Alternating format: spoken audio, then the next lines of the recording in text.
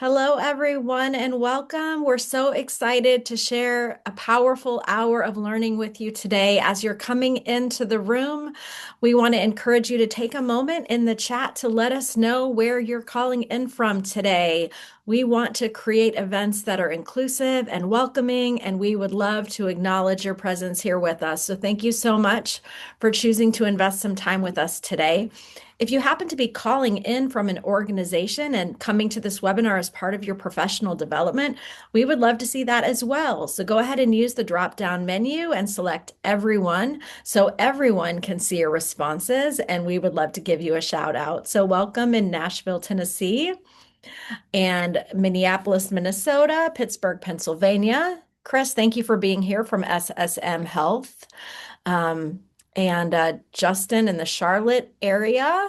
It is always so wonderful to see how people come from around the world and across the country to attend our events.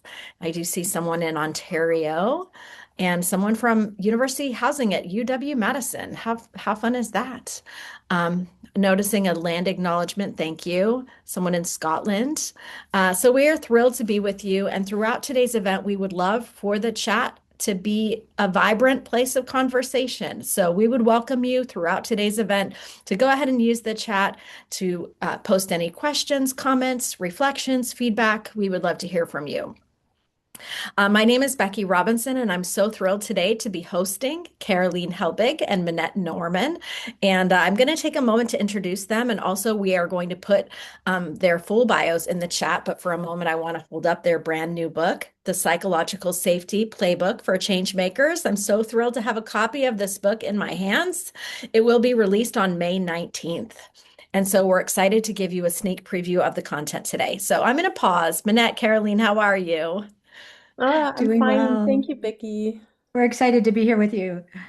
Yes. So, just a few words about our authors today. Dr. Karolin Helbig is a leadership consultant who specializes in mindset and emotional intelligence. And I'll allow you to read the rest of her bio in the chat. She is a mother who lives in Bonn, Germany, and we're thrilled to have you with us. And this is the second book of this collaborative pair, Minette and Karolin. Minette Norman is also a leadership consultant and keynote speaker, and she spent the first 30 years of her career in the software industry and just brings a unique background. And Minette is calling in today from the San Francisco Bay Area. You can read her full bio in the chat. If you've already experienced the brilliance of Minette and Karolin through a past event, would you go ahead and throw some emojis into the chat or, make those go up on the screen so we can see that you are fans who have met these amazing authors before? And as we get started today, just a few housekeeping notes. We are recording today's event.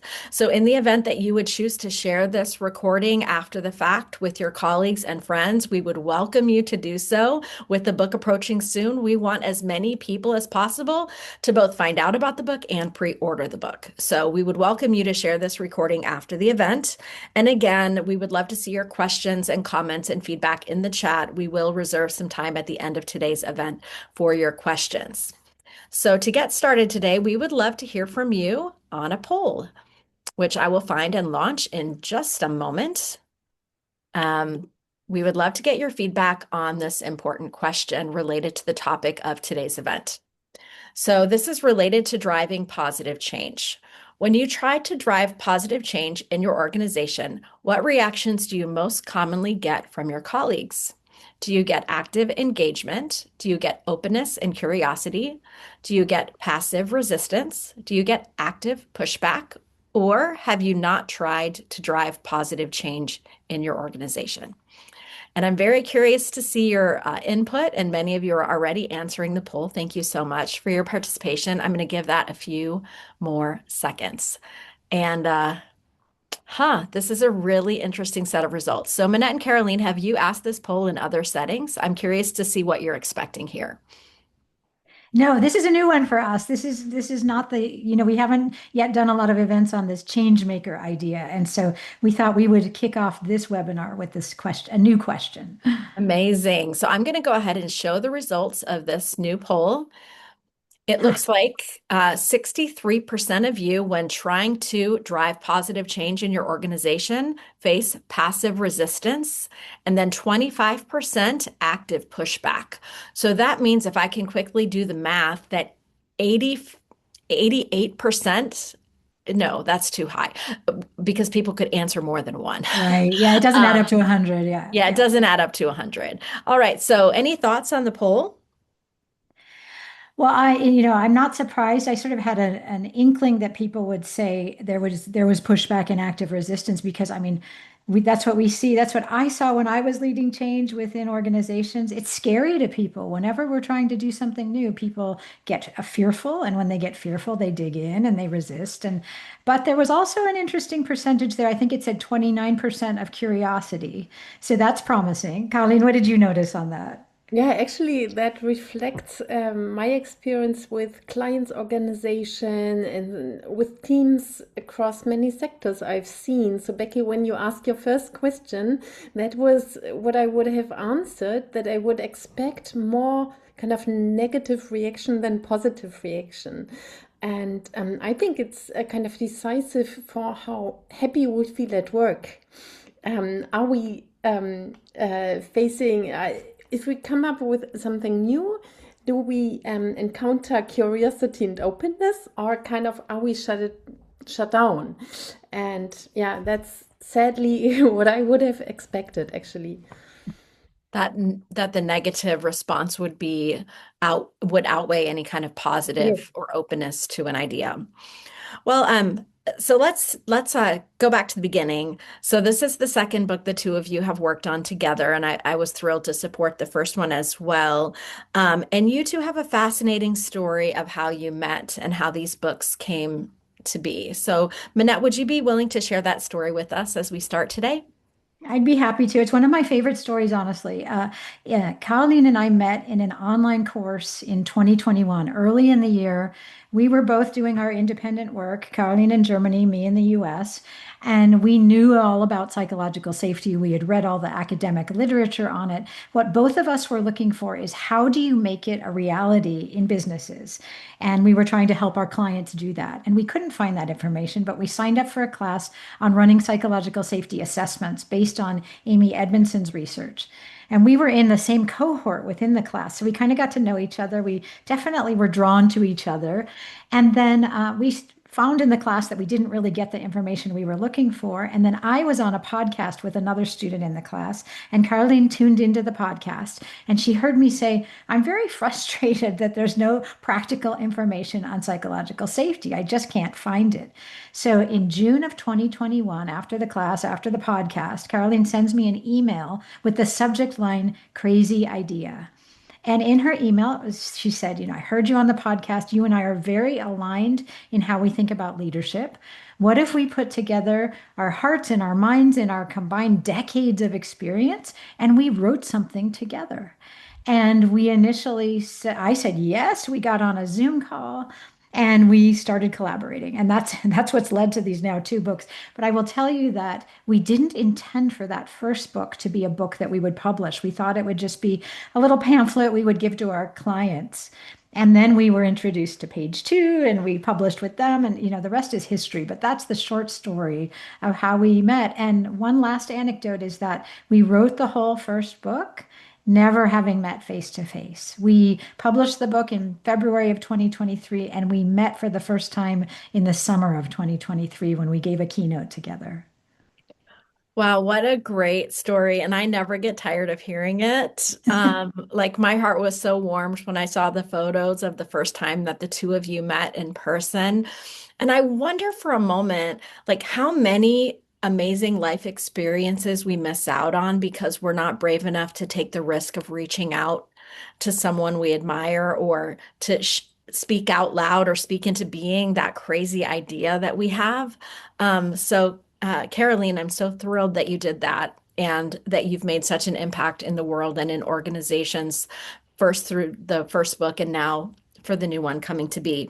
Um, So, as we think about that beautiful story, I wonder, Caroline, if you could tell us a little bit about what the behind the scenes is like for the two of you to work together. You're separated by a 9 hour time difference, and living on different continents with different responsibilities. Can you describe how the two of you have collaborated as co-authors? Yeah, sure. And Becky, I am so happy to have sent this crazy email and unimaginable what I would have missed out should I have not sent this email. Yeah, so, since 2021, since we met, we have this wonderful collaboration. It's really trust-based collaboration. And I think it's a combination really of joyful and productive at the same time. So in this 9 hour time gap, sometimes Minette and I even joke, actually it's a little bit advantageous for us, because in a way we almost work around the clock. So how does this look like? Imagine Minette sitting in the Bay Area, and maybe during her day is doing a draft of an email, for example. We send out a monthly email, and then when her day ends, mine begins. And I'm looking at the draft. We work and encourage each other working with shitty first drafts, SFDs. And I look at it and I develop other ideas, I add comments, and maybe sometimes I create an illustration, a little whimsical, my whimsical figures. And then and I send it back. And then in my afternoon, Minette's morning, we have maybe a regular meeting. So since 2021, we basically meet once a week, my afternoon, Minette's morning. And then we align and discuss and move forward and we yes and our ideas. And then maybe Minette goes ahead and creates the next version while I have my dinner and my night. So it's really a combination of asynchronous work and synchronous work in the most productive way, I would say. And of course, involving a lot of tools. Like every year we create a huge Miro board. We have lots of Google Docs and OneNotes, and we chat via WhatsApp the urgent quick messages. However, I think the most important ingredient is really kind of this mutual trust, but then also I would say kindness and compassion, because each of us has strengths and weaknesses. And my weakness, for example, is catching up with emails, and I'm always overwhelmed with my inbox. And Minette is really amazingly patient with me, sends me notifications via WhatsApp about urgent emails. So, yeah, and I bring my other things like illustration, for example. It sounds like the two of you have created this wonderful cocoon of psychological safety in the container of the relationship that creates such amazing work together. And I love to watch the two of you in action, the way that you create that psychological safety in your relationships, both with each other and with me and our team. It's been amazing to watch. So many people have heard this phrase, psychological safety, and I'm wondering why psychological safety is so critical to culture change. So let's dive into that a bit more. Yeah. Well, psychological safety, just to ground ourselves, is this belief that in a group setting, you can ask a question, you can disagree with someone else, you can ask for help, you can make a mistake, and you're not going to be punished or marginalized or embarrassed for doing that. Why this is so important for culture change, let's just make it very tangible. In a psychologically safe environment, you can question things. You can say, like, I see things very differently. And you know that you can share those ideas and people will welcome them. That is what is required when we're trying to change things. Like, when we're going through transformation, we need all of the intelligence of our team. We need all of the ideas. We need to be able to debate them and have, healthy conflict and disagreement to get to this real change. Otherwise, you get status quo because people are afraid of saying, I see things differently, or I think we could do things differently. Or you get to this very cautious, Like, I don't know if I dare say something. So I have a better idea, but I'm just not going to say it because I know someone's going to embarrass me. This is what's required. We need to be able to share, to use Caroline's language, we need to share the crazy ideas because those are often what gets us the breakthrough to the next innovation and the change that we're trying to drive. And I know this firsthand when I took over a department and my goal was to transform things. And it took the ideas of everyone in my team. And sometimes it was the quietest person in my team who had the most innovative idea. And those ideas were only going to come out if I could create an environment that was safe for everyone to share those ideas. And, just recently, Gallup put out its annual State of the Global Workplace report. And one of the things that came out is that right now in 2026, we have the lowest employee engagement since the pandemic in 2020. And so I want to just bring that in because engagement really does require people to feel psychologically safe. When we don't feel safe, when we don't feel like our ideas and voices are welcome, we check out because the toll and the tax are too high on us. And so we just check out, we sit back, we are not engaged. And when that happens, no one's doing their best work. You're not getting through breakthroughs, innovation, transformation. You're just getting like the minimum. And so if you want to get your employees re-engaged, you need to invest in culture change and you need to invite everyone in to be part of the solution. Hmm. So we've had some conversations leading up to this webinar about just how scary things are in workplaces in 2026 with, massive tech layoffs and, people afraid that AI might replace their jobs. And I'm curious, Minette, if you have any input in the midst of all of these changes on the outside of our organizations. How do we create that container inside of our organizations where people feel safe and can be engaged?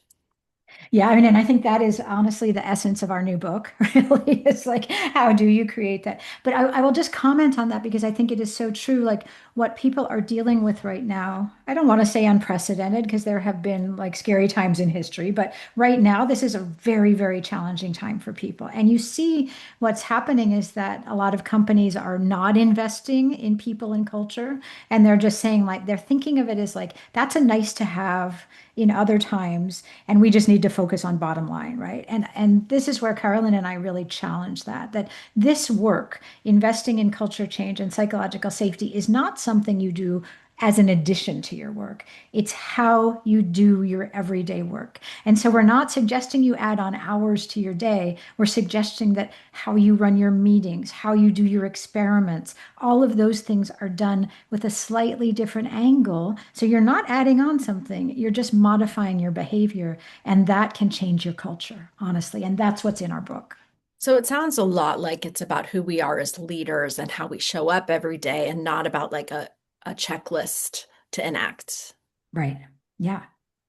So the first book, The Psychological Safety Playbook, Lead More Powerfully by Being Human, is a multi-award winning book and is available in English, German, and Romanian, which is just mind-blowing. What And an Turkish is about to come out. Turkish too. Oh my goodness, that's amazing. Um, so I'm curious, how does the second book complement the first one? Yeah, and the second book really builds on kind of the foundation which we have built with the first book. The first book discovers what can we do, how can we move from theory to practice, right, with psychological safety. And whenever you move from theory, from insight to action, you will un inevitably be confronted with the real world and the real world challenges. And it's not so easy, right? It might sound easy, but it's not. So there will be pushback, there will be skepticism, there will be resistance, there will be breaks in psychological safety. And that's where our second book comes in. And we put together the best of our experiences and stories from change makers in the real world, how to deal with these challenges and how we really want to support change makers in whatever context to move from theory to practice. And kind of the second book is really the deeper level, how to deal with all these real world challenges. So it's very practical exercises you can do with your teams, or what are the most prominent questions which can come up, skeptics might have, and how can you respond? And concrete ways to walk the talk. So, really to be able to embody what you want to, the message, to embody the message you want to bring across. So, with all of this kind of real world support dealing with the challenges, this is the second book and the deeper level, I would say. Amazing. So, to unpack the title a little bit, the Psychological Safety Playbook for Changemakers. Karolin, who do you consider a change maker? Yeah, actually, Minette and I would really say with a lot of conviction that everyone can be a change maker. Every single one, independent, completely independent of role, of hierarchy, and you don't need to have a title to be a change maker, like title, now go ahead and change the culture. No, every one of us does change or influence the culture, and most often more than we think. So we always underestimate the influence we have on our environment, on the people around us. So the influence we can have really begins the moment you choose to act differently. These little shifts in how do we talk, how do we listen, how do we manage our reactions. And we don't know the ripple effects that might have. And we have seen this in practice. So it's all about small and consistent actions and consistently choosing courage and curiosity. Amazing. I'm seeing some great questions come into the chat. Thank you for those. Please keep them coming. We will shift to your questions shortly. But a question that's coming up that I'd love to hear from you about, Minette, is how do you deal with resistance and skepticism? Mhm. And how does the book address how to deal with that when one is trying to enact change?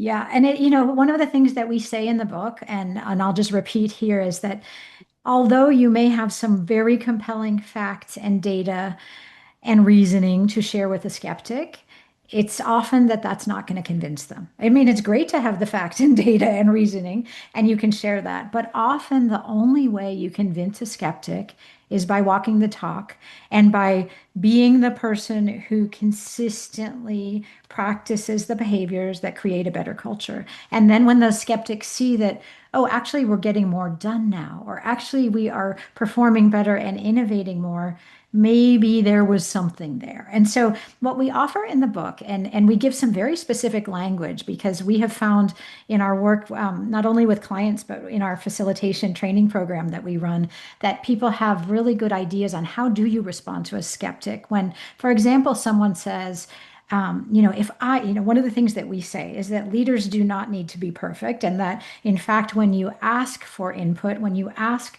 what am I missing? What have I not seen? That you are a stronger leader. That's courageous. And people say, well, won't that make me look weak? Don't I need to be like impermeable as a leader? Don't I need to be all powerful?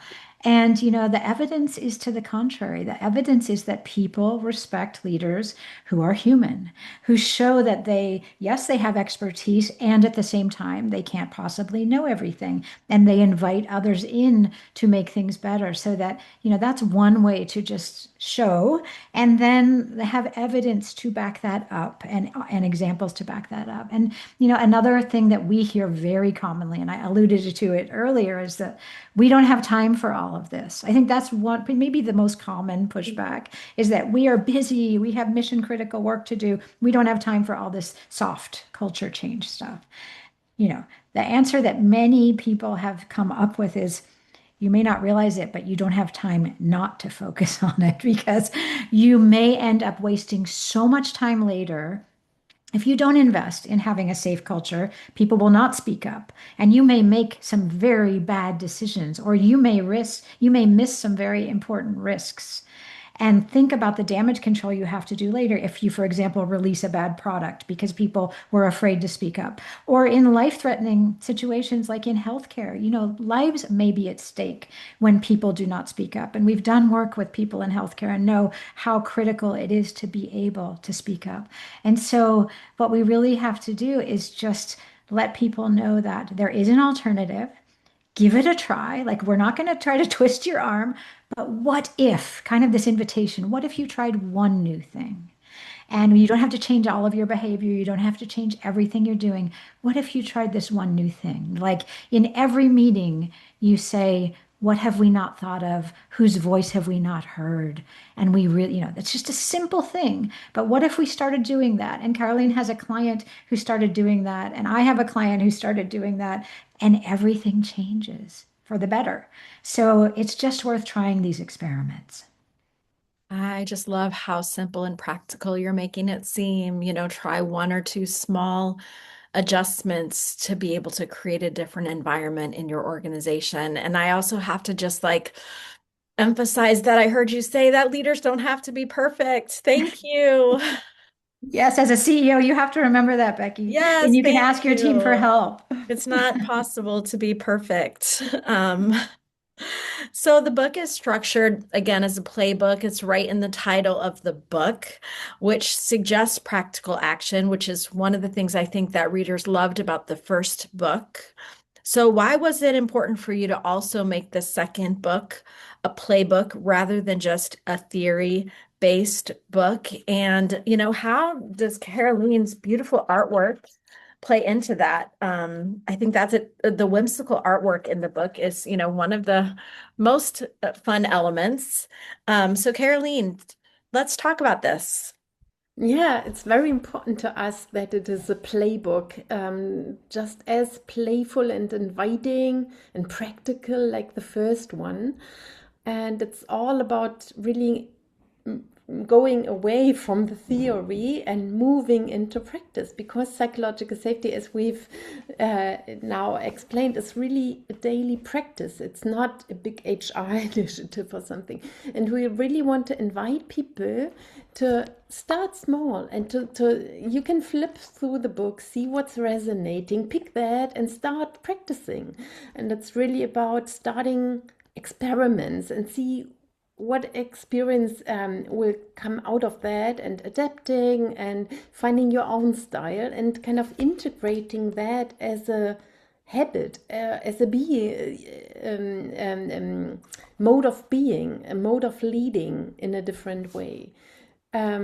So we tried to create a book which is not at all overwhelming, daunting, which might be the case with a textbook on psychological safety, to make it as simple and inviting and playful as possible. And illustrations are kind of an element of that, because these illustrations really introduce the human touch about it all. So, and they are kind of, and I'm really happy to hear from readers that the illustrations are resonating, and they get kind of the human aspect of this practice and feel okay with showing up as a human being, and then suddenly experience, oh, this is inviting to all of the others around them to show up as human beings. And suddenly we not only can create better work, but we can also be more connected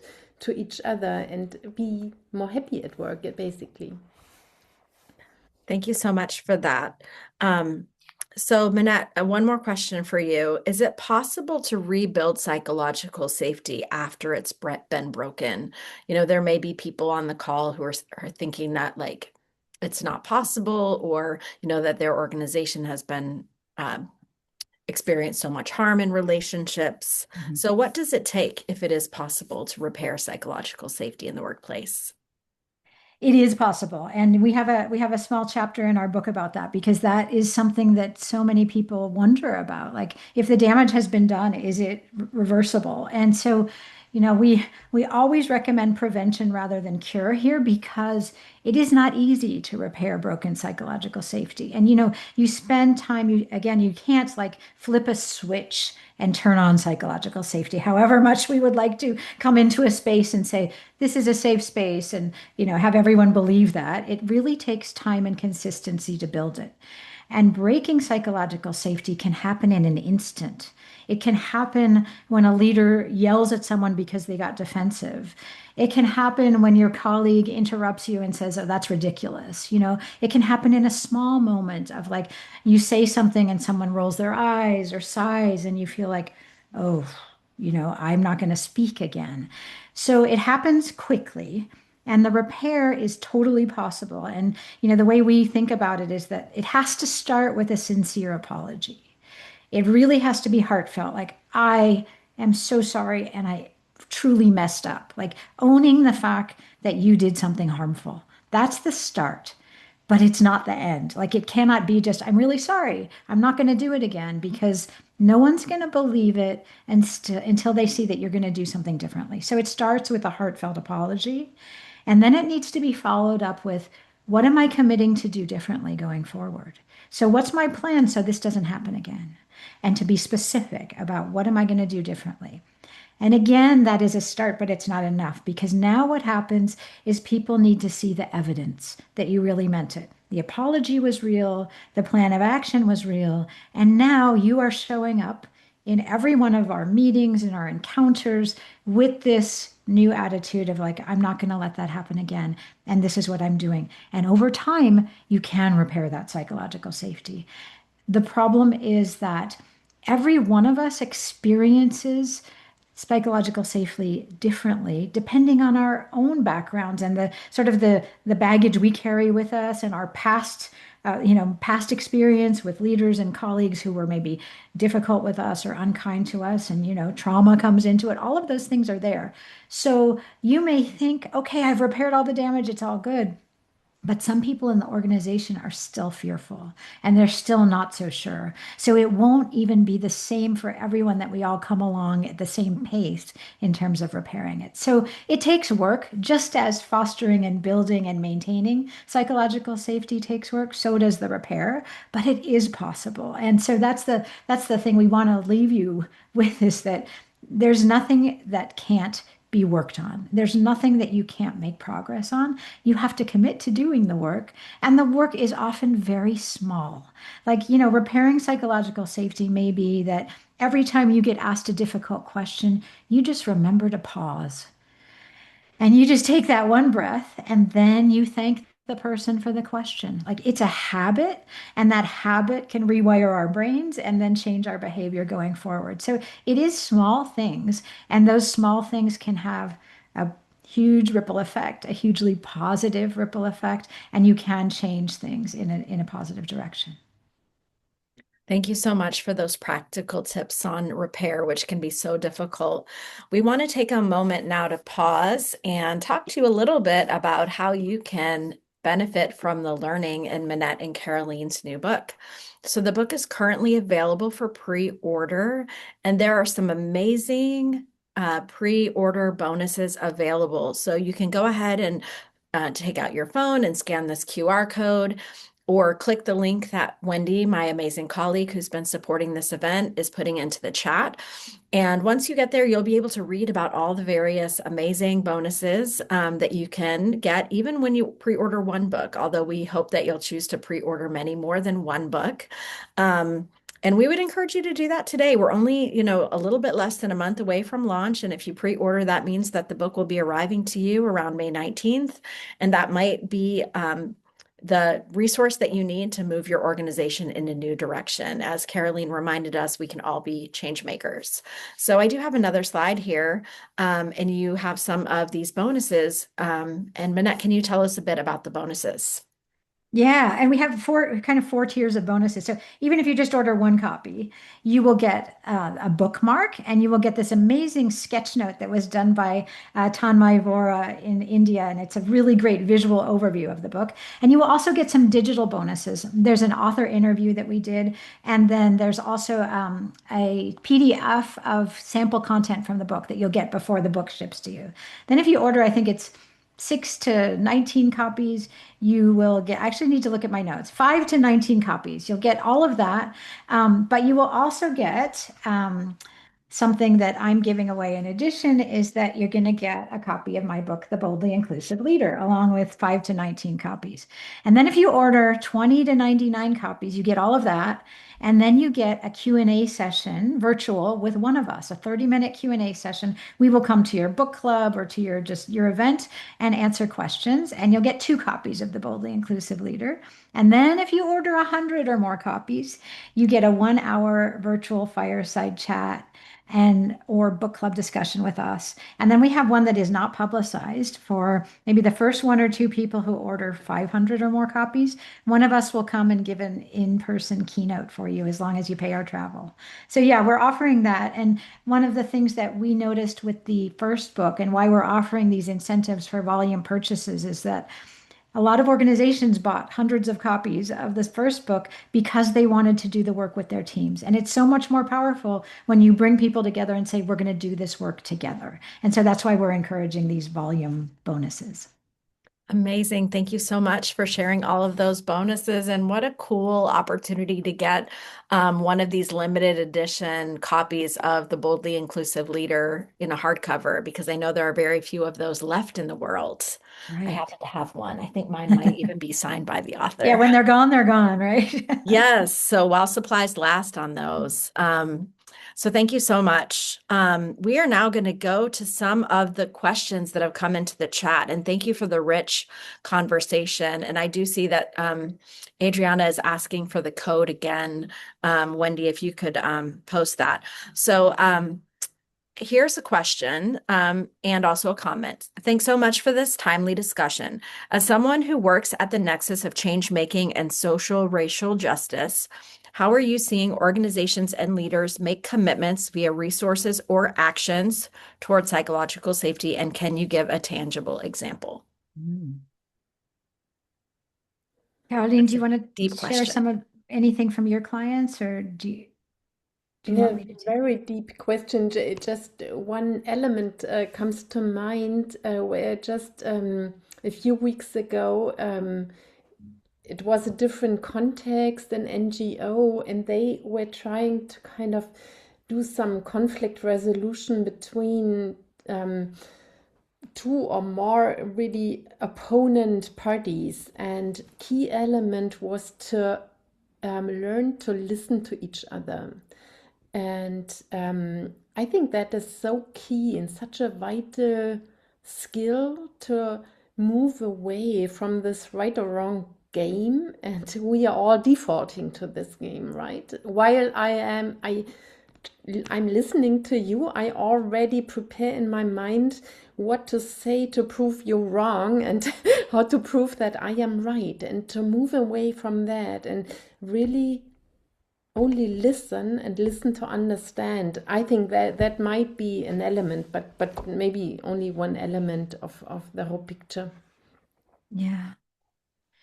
Yeah, and I guess I'll just add on. I'm thinking, and to the question, Ariana, I think one of the things I am seeing is that unfortunately many organizations have pulled back on a lot of this work, especially in the US, given sort of the climate of things. However, I am still hopeful because the majority of my work these days tends to be on organizations that are still investing in psychological safety. And so, one, for example, they did some internal focus groups, and they found people saying the kind of the theme that kept coming up was that we have a fear-based culture where people are afraid of speaking up. And so they're bringing me in to do some work on this. And I'm hoping, fingers crossed, that it's not a checkbox exercise, but it is something that they truly want to go deep on. And so, I know it's a really challenging time, and there are organizations that have pulled back on this work, and I'm continuing to push because I know it's so important, especially in the times we're living in. Thank you both. So, a quick question. Diana's wondering, can you tell us if we can just jump in with the second book without the first one as a foundation? Yes, the answer is yes. And just as Carolyn was saying, they are both playbooks. They can be read independently, and you don't have to read them all the way from beginning to end. You can just jump in anywhere in either of the books. And so if the new one speaks to you, get it. And then if you ever want to get the first one too, to just read the foundations. But we'll tell you that in the second book, we do recaps of the key concepts from the first book. So the plays that we talk about, we recap them really well, I think, in the second book. So you don't have to go back and get the first book to do that, to understand what we're talking about. Yeah. Perfect. Okay. So from Kira, loving this conversation. I constantly run up against people saying, and we may have addressed this some, but we don't have time or budget for psychological safety work. How do you speak to leaders who think this way? And how do you make the case that ignoring this work is much costlier? I sort Kira, of took that before, so I'm going to let Carolyn take that one. Yeah. yeah, and that is probably the core of the pushback we are all experiencing. And now that I've supported clients over years about this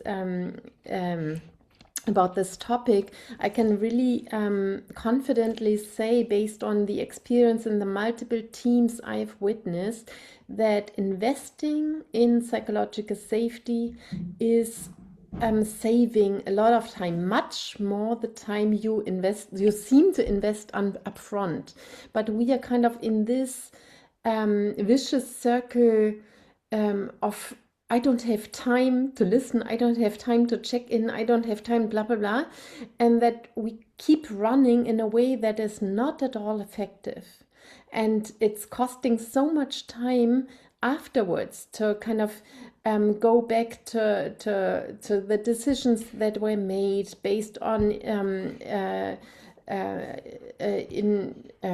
not we didn't have all the information because we didn't invite people to speak up and so on. So and that is really time consuming if we don't invest. So as Minette put it, no one, how did you say that? No one can afford not to invest in psychological safety. And I can see from experience with my clients that what they invest, they get back more than double or three times.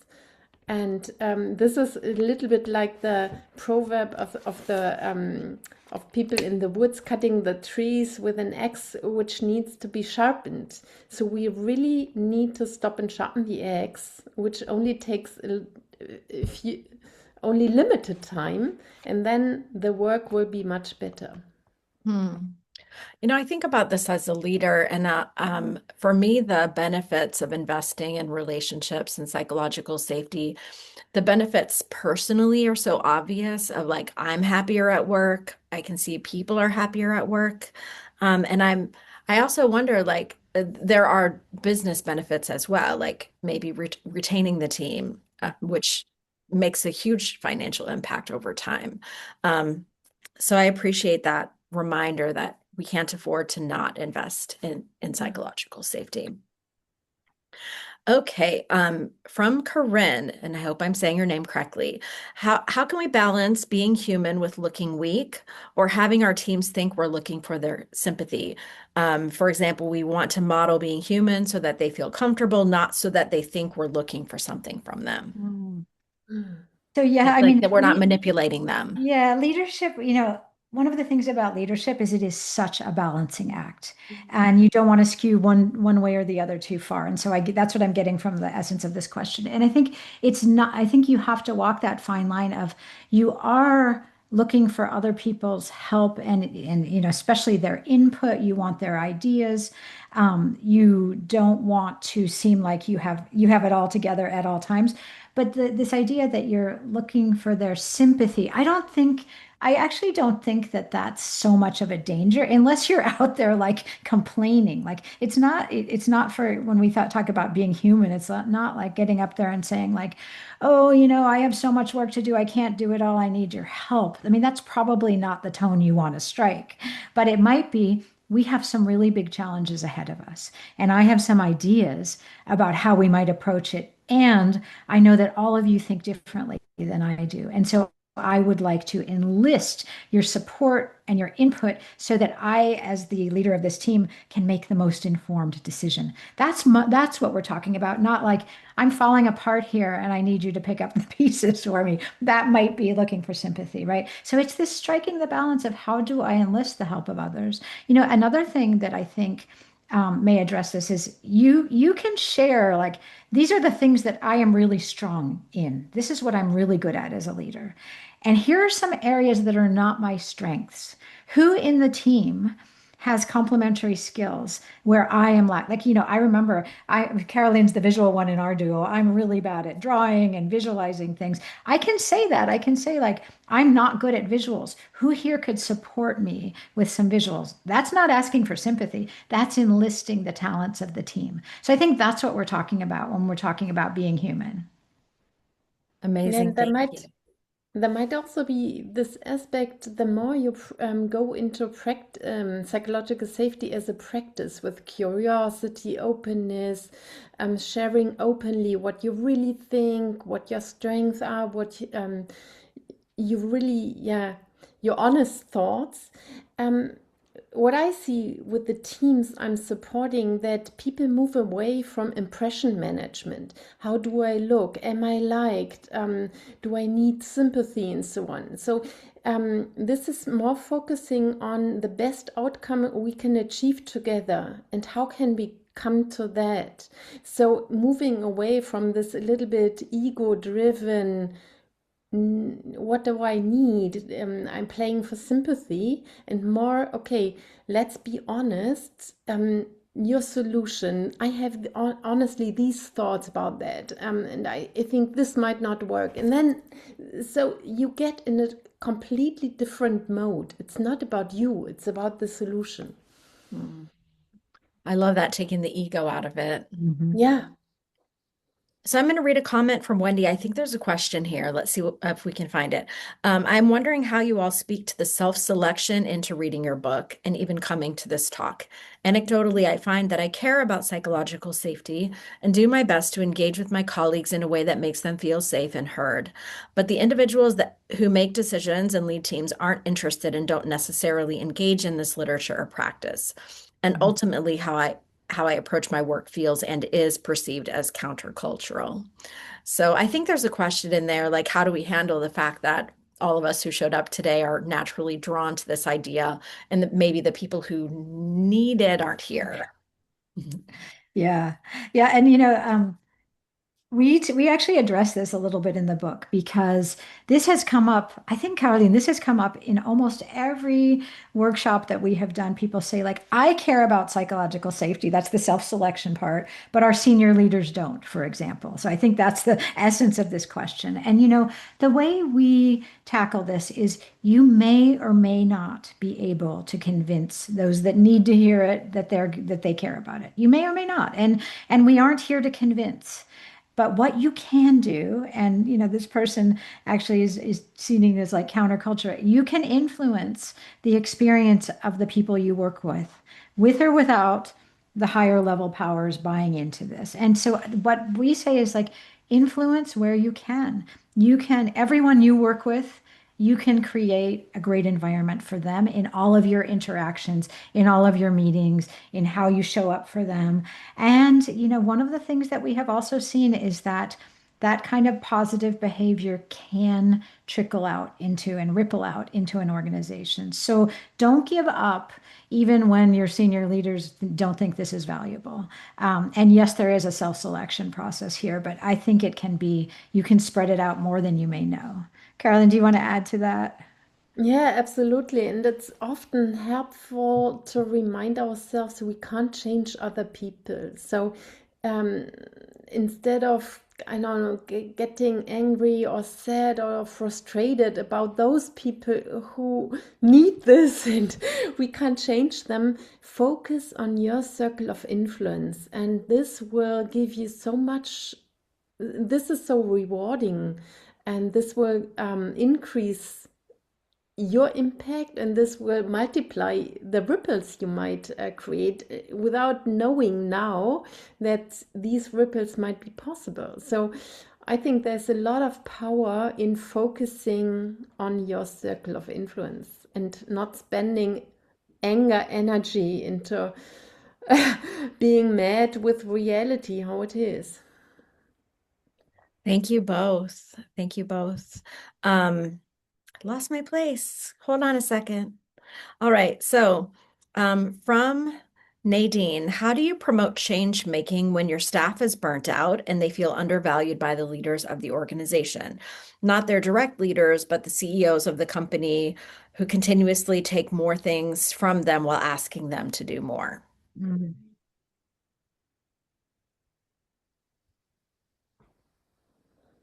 We're both thinking. That's Yes, a, this is the chance to model what you were saying, that you can say thank you for the question and take a that's pause a before deep you question. I'm respond. thinking about that one. Mhm. Who wants to answer? Carolyn, you want to try? And not an easy question. There won't be an easy answer, and it's just resonating with me. And that's what I'm seeing in many organizations, that appreciation or the lack of appreciation is so widespread. And I think probably that's paying into this engagement or lacking engagement that we are seeing, that Minette mentioned. And I think also here it's so it can be a game changer in your circle of if influence, if you prioritize appreciating people and letting them know that their contribution is seen and valued. And yeah, it would be nice if CEO and top management would practice more appreciation.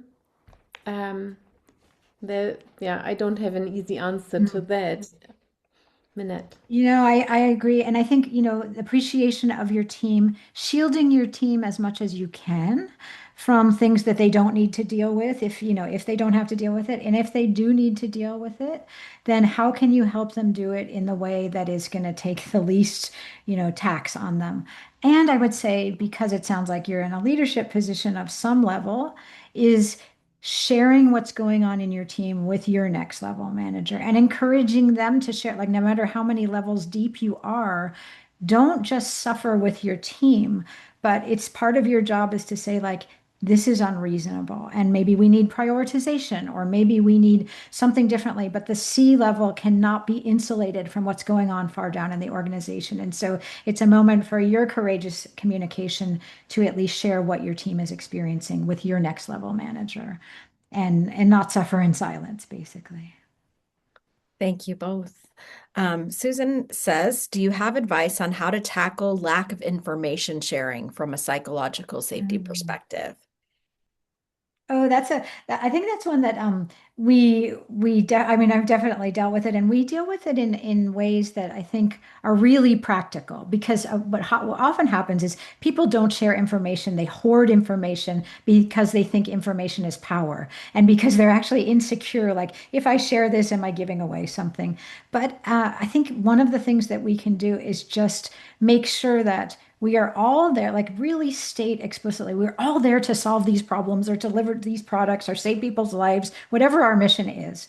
And the more we share, the more we're going to be collectively able to tackle these problems. And so, how do we share information? And then this is where Caroline and I get very tactical in our books. Like, how do we run our meetings? How do we make sure we hear from everyone? And if people do not like to speak up in meetings, how are we going to get their input? And so, we have all sorts of alternative ideas of like, how do you get all the ideas on the table without people speaking? Maybe you have silent reflection, maybe you use whiteboards, maybe you use shared docs, whatever it is, but that we get out of this idea that knowledge is power and I speak, but you don't speak because of our power differentials, and instead that we get everyone to contribute. And there are lots of practical ways to do that. So I think the first thing is to really state what is the collective goal and why. If people are hoarding information, it's probably because they're afraid of something. So what are we trying to do together? Thank Yeah, and you. transparency about information and sharing information in a transparent way is so key. It's really a topic in many we come across in many aspects in our book. For example, if you're inviting dissenting viewpoints and then a decision is made, and maybe the decision looks as if this viewpoint was not included, then it's absolutely crucial to be transparent why the decision was made in this way. And yes, it was great that this information or this viewpoint was shared and it was considered, and the decision was made because of these and these reasons in a different way. But to let the persons know that they were heard. Otherwise, without this transparency, you get people frustrated, like it doesn't, there's no point in sharing my viewpoint, because they do they take decisions anyway and I can't influence. So I think we very often experience lack of information and also lack of communication, and in a way probably we can't over communicate and overshare to make everything transparent and explain why decisions were taken. Thanks to you both. So I'm seeing at the end a lot of questions come in, and we do need to shift to wrapping up our hour together. But I'm going to ask one that I think has a quick answer. Emily is asking, what are some ways to measure how people feel psychologically safe, like, for example, surveys? Hmm. Yeah, there are. So, you heard our story in the beginning. We met in a class on running psychological safety surveys. And if you've already run surveys, I would say add some questions on psychological safety to your surveys. And Amy Edmondson has 7 questions, and they're publicly available online. So just find Amy Edmondson's 7 questions about psychological safety. You can use them. So surveys are one thing, but I will just say one other thing. With or without a survey, observe what happens in your meetings. And that will be a gauge of how psychologically safe people feel. So notice what percentage of the people speak, who gets listened to, who gets ignored, who never speaks, who gets interrupted, and all of those who gets ignored. Yeah, and all of those are going to be clues about psychological safety in your team. And that's going to be a starting point. So the surveys and the, meeting data, all of that will be a starting point. And then the question is, what are you going to do differently? And that's why we offer these playbooks, honestly. Amazing. Thank you for that. And thank you for all the thoughtful questions and interaction during today's event. It has been exceedingly powerful. I do want to remind you that the book, The Psychological Safety Playbook for Changemakers, Transform Your Workplace Culture, is available for pre-order with amazing bonuses that we reviewed earlier. And you can scan this QR code or click the link that's in the chat to find out more about some amazing possibilities of working with Minette and Karolin to bring these ideas to your organization through the book and all the ancillary, I don't know if ancillary is the right word, all the extra resources that they're creating and providing when you pre-order the book in bulk. And we would love to have you take advantage of these offers. And you can see some of those cool print resources that will come with the print book when you pre-order from Porchlight exclusively. We love Porchlight. They're a woman-owned, woman-led business based in Milwaukee, Wisconsin, and we'd love to send the orders there rather than to any other retailers, and that's how you can take advantage of these bonuses. So I want to thank all of you who have joined us today for this important conversation, and we're grateful for your attention and interaction and your thoughtful questions. And I want to give just a few minutes, Karolin and Minette, for the two of you to share some parting thoughts with those who have joined us today. You go first, my friend. Yeah, I really want to encourage everyone who listened, everyone to start practicing psychological safety. It's really rewarding and easy and can be small. So don't let yourself be overwhelmed or discouraged about this term. Just go ahead and dive into practicing it. Small and consistent. Yeah, I would echo that the term psychological safety can sound academic, it can sound geeky, and we can get overwhelmed with what does it mean? What does it not mean? And really, what we're trying to do is to create the culture where everyone can do their best work, where everyone can thrive, where everyone can be engaged. And it doesn't take a huge HR overhaul of every system, it takes individual behavior, and that behavior can influence and have such a positive influence. And don't underestimate what small changes can do. Thanks so much to both of you for sharing your amazing expertise with us today. And we're excited for this book to launch in May. And here it is again. Thank you for joining us. Thank you all. Thank you.